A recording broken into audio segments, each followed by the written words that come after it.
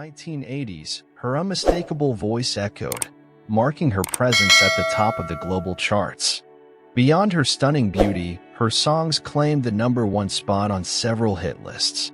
After years of studying at the Manhattan Academy of Dramatic Arts, her path took unexpected turns. Despite a promising start, the 90s weren't as kind to Laura Branigan. Far from the brilliance of previous years, she faced tough battles, from the loss of her great love to dedicating herself to caring for her mother. Her charisma and eccentric stage style, coupled with the powerful voice that echoed from her throat, allowed her to reinvent herself. However, a tragic fate awaited her when she casually went to sleep. Laura was about to follow the path of her father and one of her grandparents. To understand the journey of this great artist, let's go back several years to when Laura Branigan's story began. Born in New York on July 3, 1952, of Irish and Italian descent, Laura and Branigan showed interest in acting and music from a young age. With few financial resources in her family, she worked as a waitress to pay for her classes at the New York Academy of Dramatic Arts. In the music world, she started as a backing vocalist for Leonard Cohen and briefly joined the band called Meadow in 1979. Finally, in 1982, she signed her contract with Atlantic Records. Her first album, titled Branigan, had a challenging path to release, as the record label had doubts about how to promote it due to her powerful voice, spanning 4 octaves. At the age of 24, she met lawyer Larry Krutek, 20 years her senior, at a party. They married 9 months later, in March 1982. Her debut album catapulted her to international stardom overnight, thanks to the huge success of the song. Gloria, a song born from the collaboration between Umberto Tozzi and Giancarlo Bigazzi, stands as one of Umberto Tozzi's great works, known as an Italian singer and songwriter.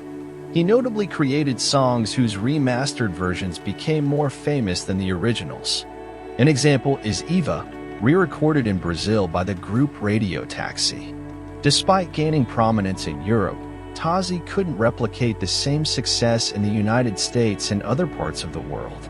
Gloria tells the story of a man in search of an imaginary love for a woman named Gloria and found success in Italy and various European countries. The song was re-recorded by several artists in different languages. However, the true glory of Gloria emerged when the Atlantic Records shelved Laura Branigan's debut album project. At this crucial moment, the label's director, Doug Morris, suggested that Laura collaborate with producer Jack White. It was Jack White who proposed the idea for Laura to record the English version of Gloria. Laura initially recalls with apprehension the smooth and European sound of Tozzi's original music. It was then that, with the help of guitarist Trent Orville, hired for the debut record, Laura and her team decided to alter the lyrics to tell the story of a woman named Gloria on the brink of madness, constantly hearing voices calling out to her. Laura Branigan's English version gained immense notoriety, becoming one of the most famous and recognizable songs in music history. Thanks to Laura Branigan's powerful yet sweet voice, success was inevitable for this emblematic song. Her first album, driven by Gloria and other self-compositions like If You Love Me and I Wish We Could Be Alone, was a thunderous success, achieving sales across all continents and being certified gold and later platinum. Laura Branigan attracted attention not just for her physical beauty, but also for her vocal quality, earning her her first Grammy nomination in March 1983. In the same year, she released her second album, Branigan. Laura's second album confirmed her great quality as a singer. In it, we find a great success, a song written by Michael Bolton, originally intended for Air Supply. However, due to changes proposed by the record label in the lyrics, the author declined, handing the song over to Laura. Thus, she became the first interpreter of this famous song, later recognized in Michael Bolton's voice. Another successful song from the album was Solitaire, a version of a French song from 1981. Laura's version quickly climbed the charts and reached #1 on the Billboard list in April 1984. Shortly after, in 1984, Laura released her third album, Self-Control. Keeping the formula for success, she included versions of European songs.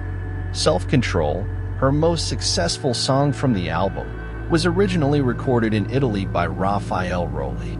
Both versions were extremely popular, reaching the top of European and American charts.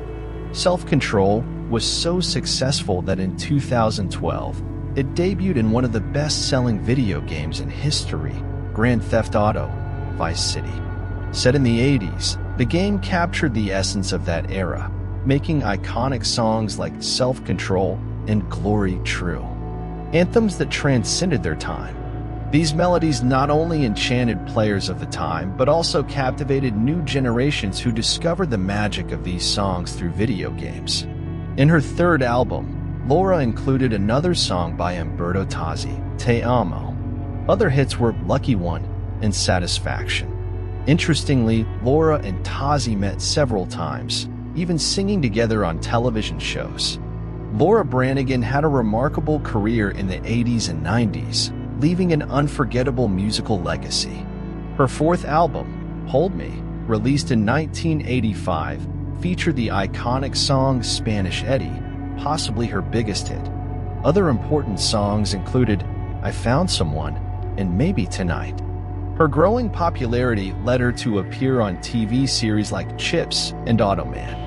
Additionally, her hits were featured on famous movie soundtracks like Ghostbusters and Flashdance. In 1986, she had a highly successful performance at the prestigious Vina del Mar Festival in Chile, further increasing her popularity in Latin America. The following year, Laura achieved another great success with her version of the song The Power of Love, originally sung by Jennifer Rush. In 1987, she did a duet with singer Luis Miguel on the song Si Hablar. In the 90s, her career faced challenges. Her 1993 album, Over My Heart, released with the intention of revitalizing her career, was a failure. The hardest blow came with the passing of her husband, Larry Krutek, diagnosed with terminal cancer towards the end of the decade. Laura devoted herself entirely to caring for him, stepping away from the stage. In 2002, Laura returned to the studio and released the album Essentials, a remastered compilation of her hits. She also starred in a Broadway musical in tribute to Janis Joplin, titled Love Janis, receiving praise for her musical quality and professionalism. Unfortunately, on August 26, 2004, at the age of 52, Laura Branigan passed away due to a brain aneurysm while asleep at her home in East Quogue, New York. Her family opted for private and intimate ceremonies, remembering her as a person with a big heart, a sense of humor, and a musical legacy that continues to enchant generations. Laura Branigan's work lives on through her music and the memories shared by family, friends, and fans worldwide.